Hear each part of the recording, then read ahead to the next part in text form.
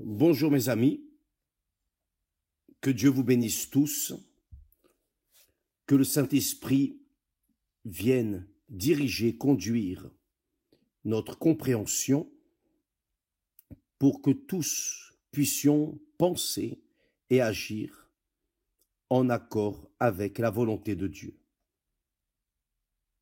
Que le Saint-Esprit vienne faire cela, vienne former le caractère qu'il désire en chacun de nous, pour que chacun de nous vienne sanctifier son nom ici sur terre, au nom de notre Seigneur et Sauveur Jésus-Christ. Ça, c'est le propos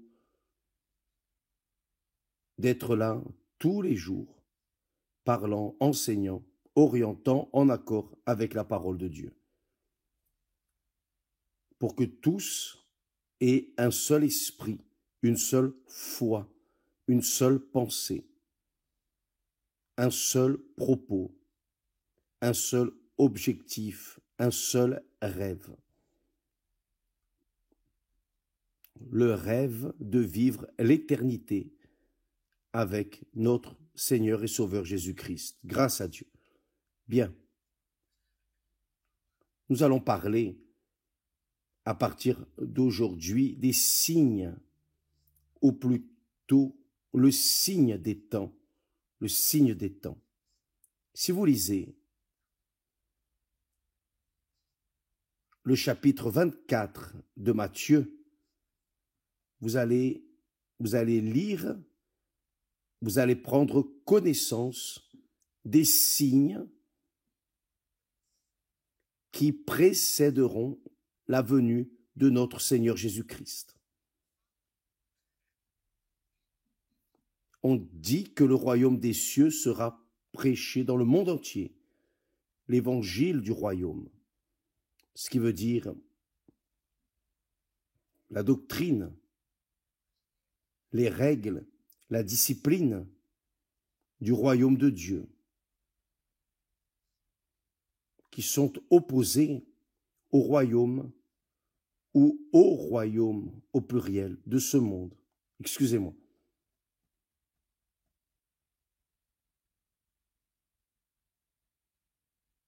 Laissez-moi soulager ma gorge ici.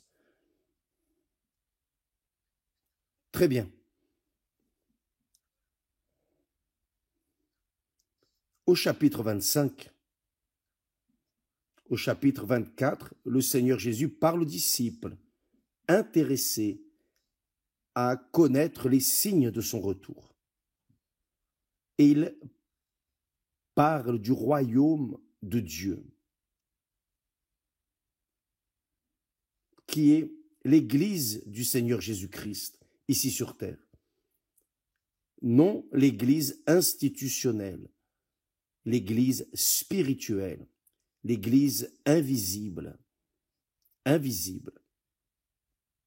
l'Église du Seigneur Jésus, l'Église que le diable ne peut détruire, les portes de l'enfer ne peuvent pas prévaloir. Mais au chapitre 25, le Seigneur Jésus traite de personnes, et là il ponctue des personnes qui sont dans les églises institutionnelles, ou l'église institutionnelle, qui est l'église ABC, la dénomination ABC, enfin. Donc, vous avez déjà compris l'esprit de la chose. Et il dit au chapitre 25 du royaume des cieux, il traite, dans ma foi, de mon point de vue, au chapitre 24, il parle du royaume de Dieu, ici sur terre. Ici, au chapitre 25, il parle du royaume des cieux. Et le royaume des cieux, dit-il, sera semblable à 10 vierges qui, ayant pris leur lampe, allèrent à la rencontre de l'époux qui est le Seigneur Jésus. 5 d'entre elles étaient folles et 5 sages. Ces 10 vierges composent l'Église institutionnelle. Dans l'Église institutionnelle, il existe les vierges qui sont de Dieu et il y a les vierges qui sont folles. Qui est qui? Dieu seul sait qui est qui. Je sais d'une chose, c'est que les vierges de Dieu sont scellées du Saint-Esprit. Elles ont la marque de Dieu. Elles ont le tampon de Dieu. Ce sont les personnes scellées, baptisées du Saint-Esprit. Elles sont nées d'eau et du Saint-Esprit. Elles sont enfants de Dieu. Ce sont les enfants de Dieu. Les autres 5 vierges sont les personnes qui font partie de l'institution. Elles font l'œuvre de Dieu, disons, mais ne font pas la volonté de Dieu. Donc, le Seigneur Jésus dit que le royaume des cieux sera semblable à 10 vierges qui sont mélangées dans ce monde, dans les églises. Mais quand le royaume des cieux se manifestera, quand viendra le Seigneur, le roi du royaume des cieux, alors évidemment, les folles resteront en arrière et les sages entreront. Donc il dit, 5 d'entre elles étaient folles et 5 sages. Les folles, en prenant leur lampe, ne prirent point d'huile avec elles. Les folles, en prenant leur lampe, ne prirent point d'huile avec elles. Mais les sages prirent avec leur lampe de l'huile dans des vases. Et ici, nous comprenons clairement, vous savez que l'huile vient de l'olive et l'olive de l'olivier. L'huile est un symbole du Saint-Esprit.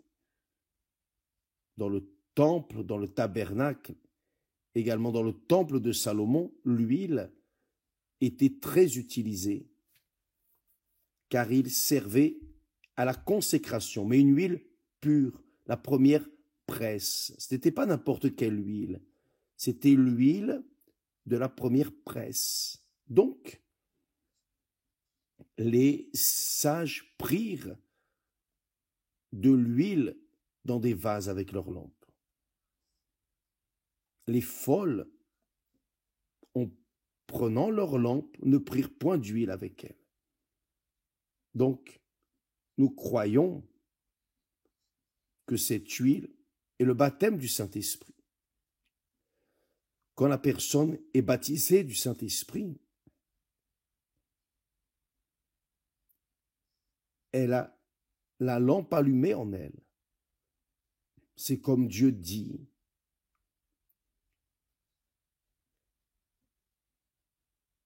Qu'il ne laisserait pas que son fils David, qui était roi ici, que sa lampe s'éteigne.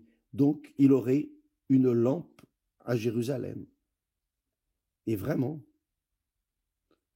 la lampe de David, c'était son onction. Et malgré les malgrés, il a été pardonné car il s'est repenti, mais il a eu un descendant qui a engendré le Seigneur Jésus. Marie était une jeune, comme Joseph, de la descendance de David. Donc, les folles avaient leur lampe. Ce sont ces personnes qui portent la Bible de cette taille sous leurs bras, mais elles ne pratiquent pas ce qui est écrit.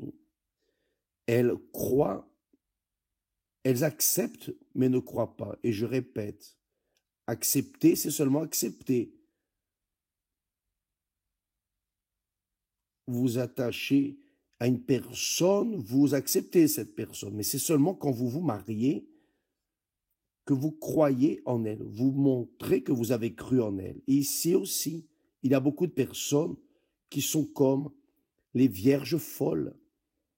Elles acceptent le Seigneur Jésus, ont même été bénies, ont été guéries, délivrées. Des miracles sont arrivés dans leur vie. Tout comme les 9 lépreux qui ont été guéris, mais ils ont continué leur vie. Un seul, 10%, un lépreux est revenu. Donc, ce lépreux était comme une vierge sage qui a pris sa lampe et aussi l'huile. Donc, j'espère que le Saint-Esprit vienne éclairer pour tout ce message, car cela, mes amis, est une grande révélation, spécialement pour tous ceux qui sont dans les églises, institutions, pour que chacun sache de sa propre situation devant Dieu, pour que chacun fasse un examen introspectif de sa vie, de son comportement, de ses attitudes. C'est cela même. Et viennent à arriver à la conclusion si la personne est une vierge sage ou une vierge folle. Car c'est ce qui est écrit. Comme l'époux tardé, le Seigneur Jésus dit, comme l'époux tardé, toutes s'assoupirent et s'endormirent, c'est-à-dire toutes les 10, toutes ont eu sommeil et elles se sont endormies. Mais au milieu de la nuit, on cria, « Voici l'époux, allez à sa rencontre. » Il y a un cri, une alerte, un signe, un réveil. Ce dont nous allons traiter chaque mercredi à l'Église universelle à partir de cette semaine. Vous pouvez participer à ces réunions car elles vont traiter exclusivement des signes des temps. Allez à sa rencontre. Alors, toutes ces vierges, les 10 vierges, se réveillèrent et préparèrent leurs lampes. Les folles dirent aux sages, « Donnez-nous de votre huile, car nos lampes s'éteignent, sont en train de s'éteindre. » Les sages répondirent, « Non, il n'y en aurait pas assez pour nous et pour vous. Allez plutôt chez ceux qui en vendent et achetez-en pour vous. » C'est correct, ce n'est pas un manque d'amour, c'est une question de prudence. Le salut est quelque chose de très personnel, individuel. Ne doutez pas à ce sujet. Personne n'entre dans le royaume des cieux avec un enfant dans les bras. Personne n'entre dans le royaume des cieux accroché à son père, à sa mère, à ses êtres chers ou à quelque chose de ce monde. Non, chacun entre seul. S'il a la lampe allumée, s'il a sa lampe allumée, il entrera. Mais si la lampe s'éteint, la personne restera en dehors, car la lampe éteinte est un signe que la personne n'appartient pas au royaume des cieux. Elle a vécu sur terre, elle a vécu dans l'Église, est née à l'Église, a été élevée à l'Église, mais elle s'est déviée de la foi. Elle s'est éloignée de la foi pour une raison. Elle s'est éloignée, c'est-à-dire la lampe s'est éteinte. Et quand vient l'époux, nous allons voir ici le texte, ce que le Seigneur Jésus dit.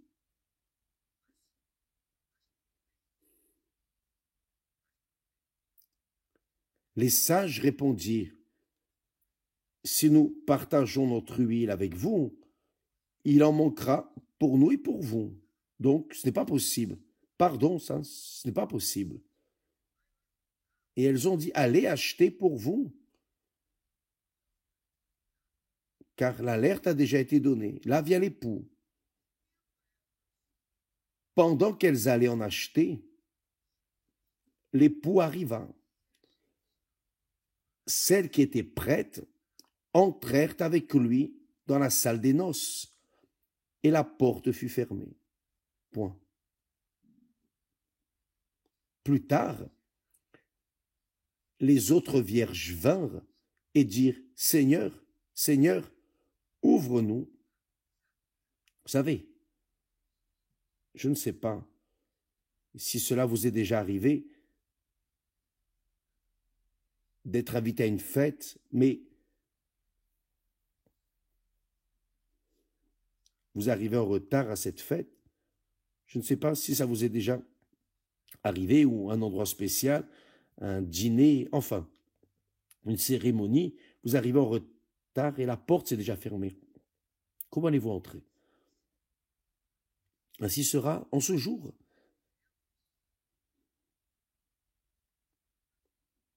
Elles sont allées acheter, mais que s'est-il passé? Elles sont arrivées tard. L'époux avait déjà enlevé les vierges sages et prudentes, les vierges qui étaient de Dieu, qui étaient scellées du Saint-Esprit. Mais les autres vierges qui ont vécu dans l'Église,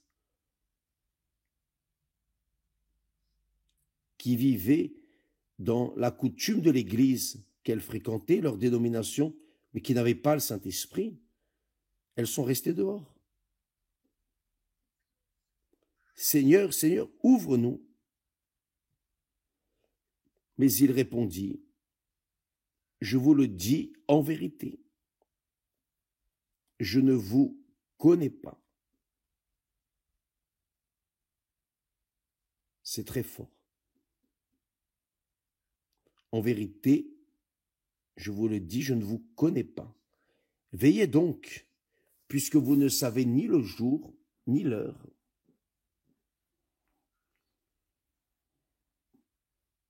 Le Fils de l'homme, le Fils de Dieu, dans l'homme. Donc, cette parabole sert à guider et donner une direction, une référence à nous tous.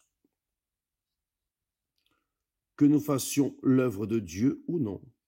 Je me souviens que le Seigneur Jésus a dit aussi quelque chose de semblable à cette parabole des vierges.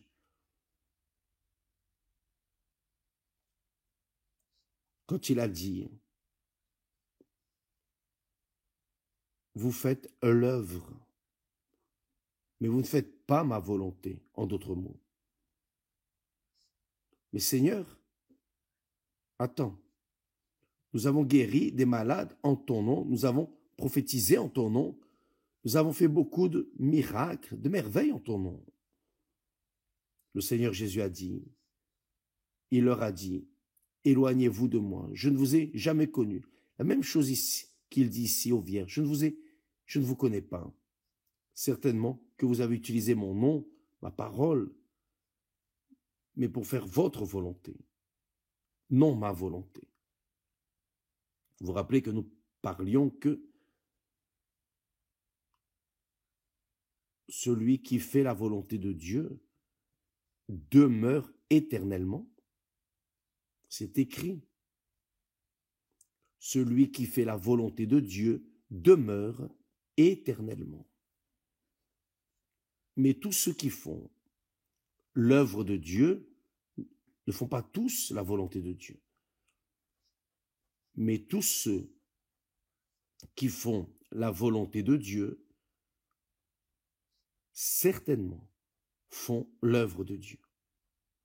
Mais tous ceux qui font l'œuvre de Dieu, entre guillemets, ne font pas tous la volonté de Dieu.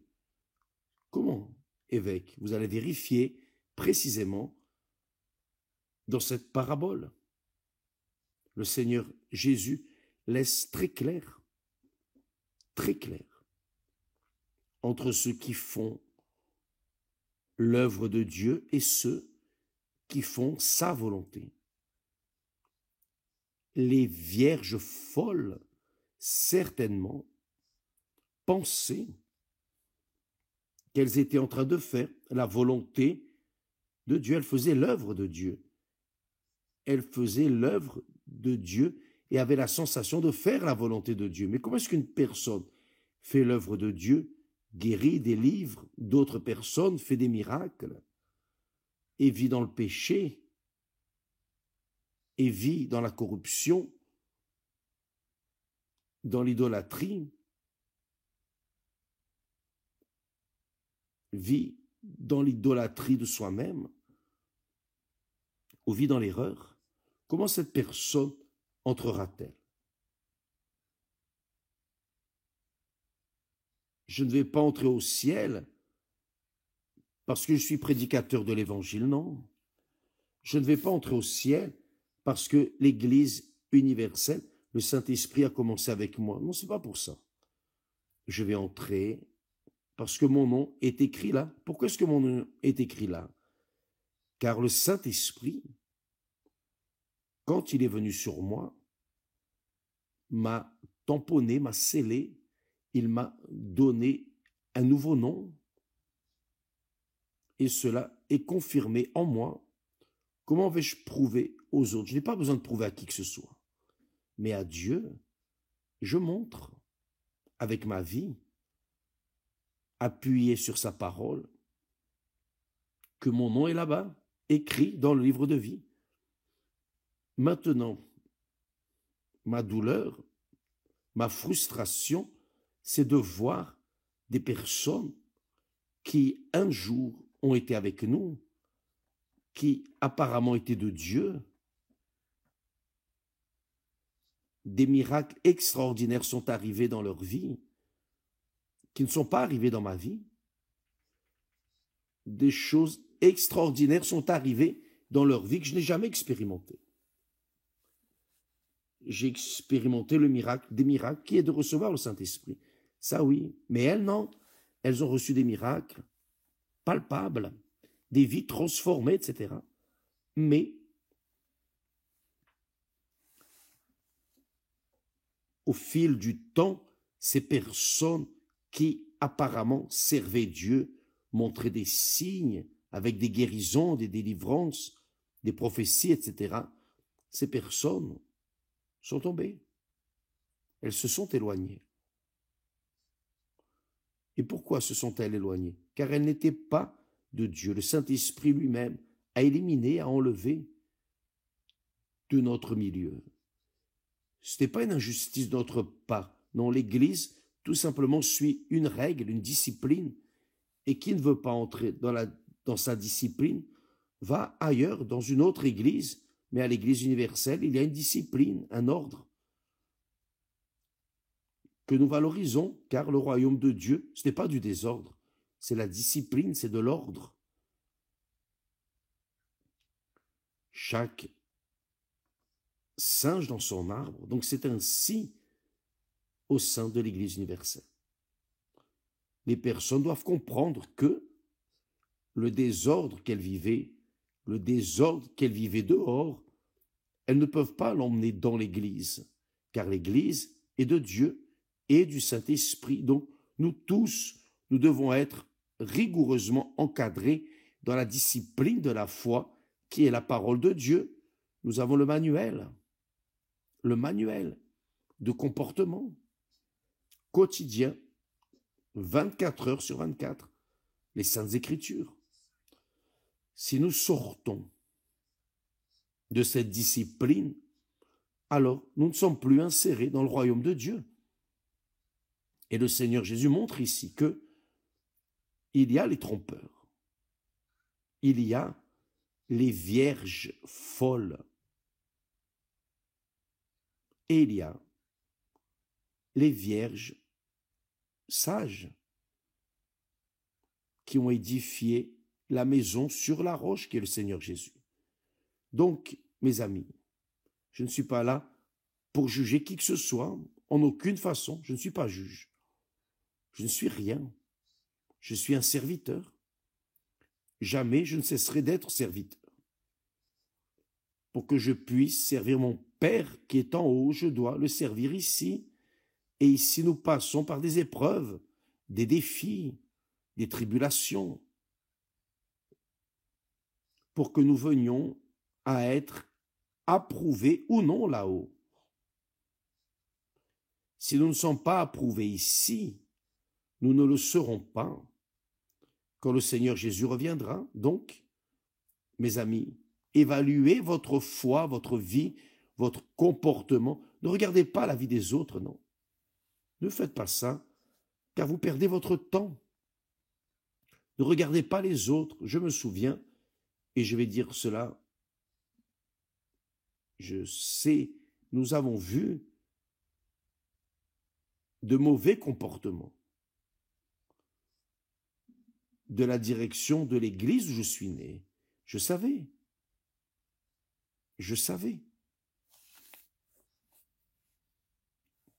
J'avais, disons, j'avais connaissance, je savais. Mais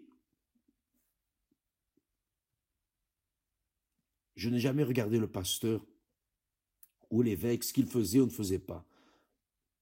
C'était leur problème avec Dieu. Je prenais soin de mon salut. Et pour que je puisse prendre soin de mon salut, je ne vais pas perdre de temps avec qui que ce soit. Je vais prendre soin de mon salut. Je ne veux pas savoir de ce que l'autre a fait ou n'a pas fait. Quand l'Église universelle est venue construite, instituée, alors nous avons appliqué la discipline dès le début de ce qui est écrit dans la parole de Dieu. Donc, quiconque ne s'adapte pas à cette discipline part. Dans l'armée, le soldat qui n'est pas discipliné va en prison. Le saviez-vous? Toute institution doit avoir de la discipline. Dans la famille, il faut qu'il y ait de la discipline. S'il n'y a pas de discipline dans la famille se détruit. Donc, imaginez l'Église du Seigneur Jésus. Donc, ceux qui font l'œuvre physique, mais ne vivent pas ce qu'ils prêchent, ne font pas partie, ne sont pas en train de faire la volonté de Dieu. Je dois faire la volonté de Dieu pour pouvoir faire son œuvre. Si je ne suis pas encadré dans sa volonté, je ne pourrai pas faire son œuvre, bien sûr.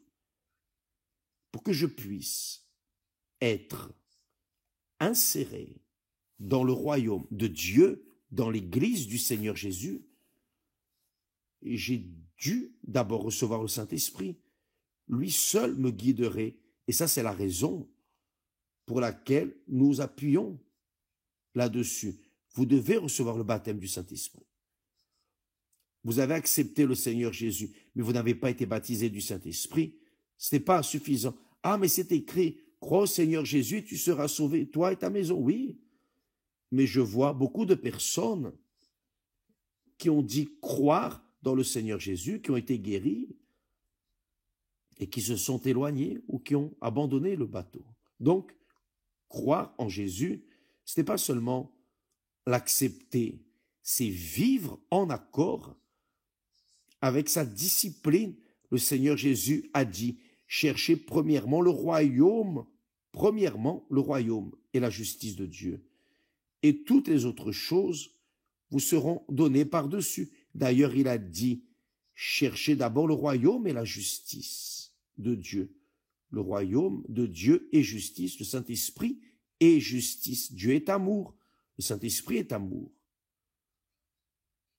Nous avons cet amour en nous et c'est pour cela que nous sommes habilités à faire l'œuvre de Dieu, la volonté de Dieu. Donc, il y a beaucoup de personnes, malheureusement,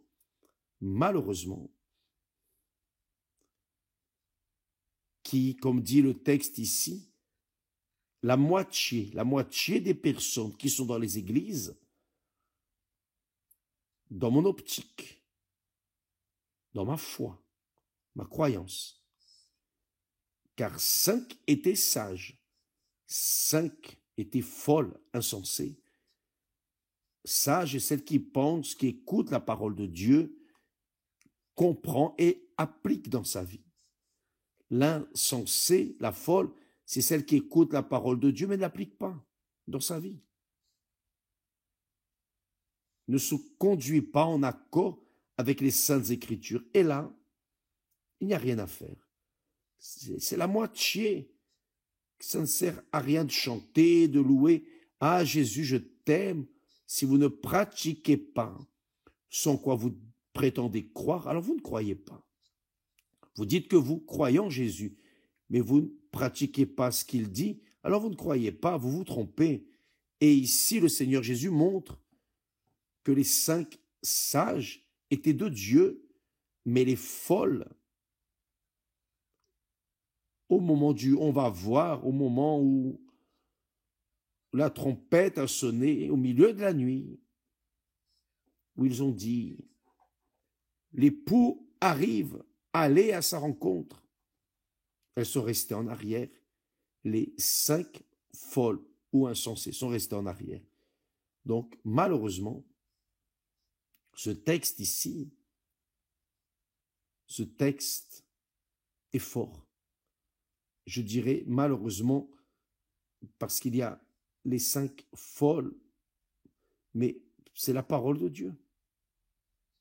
Et c'est ça, mes amis.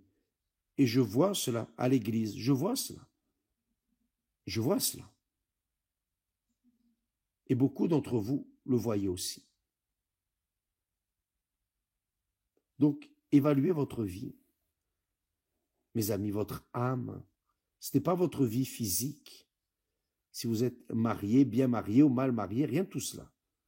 Évaluez, pesez votre cœur, votre âme, votre esprit en accord avec la balance divine qui est la parole de Dieu. Et découvrez si vous avez la lampe allumée et que vous avez de l'huile en réserve, ou si vous êtes celle qui a la lampe allumée, mais le feu est en train de s'éteindre et il n'y a plus d'huile. Elle est en train de se refroidir, vous êtes en train de vous refroidir, de vous décourager dans la foi. Et beaucoup de personnes qui se découragent dans la foi pensent qu'elles font une grande faveur au pasteur d'être là. Non, non. Si vous êtes sauvés, c'est ce que nous voulons. Si vous n'êtes pas, nous les pasteurs, nous restons frustrés, tristes. Et nous ne pouvons rien faire, car chacun doit prendre soin de soi-même. Chacun doit prendre soin pour que sa lampe ne s'éteigne pas. Je ne peux pas prendre soin de votre lampe et vous ne pouvez pas prendre soin de la mienne. Chacun doit prendre soin de soi-même. Le salut est individuel. Dieu n'a pas de neveu, de petit-fils. Dieu n'a pas de parents, non. Ou on est fils, ou on n'est pas fils. Ou c'est ou ce n'est pas.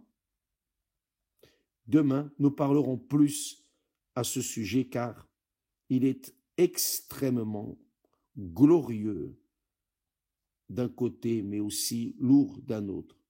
Et ce mercredi, je parlerai de ce sujet, abordons ce sujet ici, à Chelles, à l'Église universelle, à Lisbonne, d'accord? Que Dieu vous bénisse tous et à demain, au nom du Seigneur Jésus. Grâce à Dieu.